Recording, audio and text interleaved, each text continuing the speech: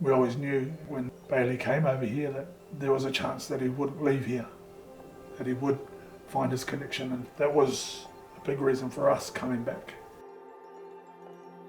We moved to the UK in the late 90s. I moved home in 2018. My parents returned home a few years after that. Matariki, I think, has become a symbol for us, a symbol of the re-indigenization of this country that we're coming home to, and our journey back to Te Ao Māori as well.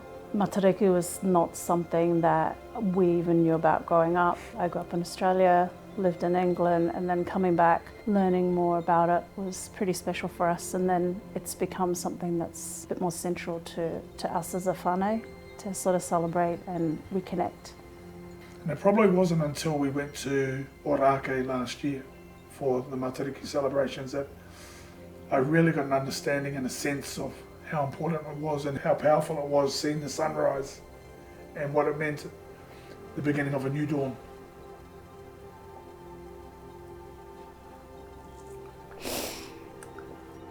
My nana was away from Aotearoa for a long time,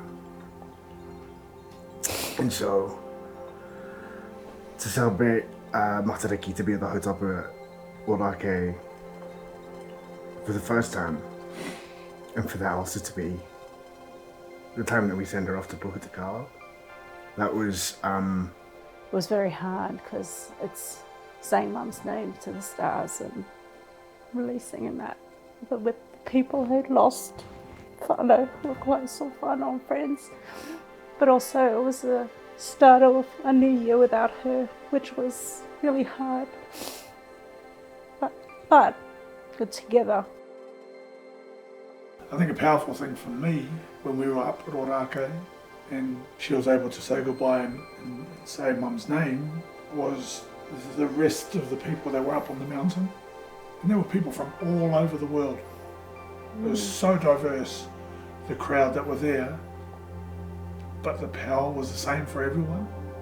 Whether they were German, whether they were Chinese, whether they were Italian, and you could hear them speaking, but stood for me how powerful that morning was and how significant it was. Being where mum grew up, learning more about Te Ao Māori, coming back to culture, coming back to whānau, that's definitely healing. As someone in the diaspora, this is my home, but my experience is very unique. And my perspective on Te Ao Māori, on the Ngāti Hāmoa, like all of those things are pretty unique. But the thing that I have wanted to believe, I don't have the reo, I don't have Ngāti Hāmoa, but I have the values. And so to realize that the way I was moving through the world was already quite Māori and Samoan, yeah, I don't know how else to describe it other than like, oh, this has always been in me.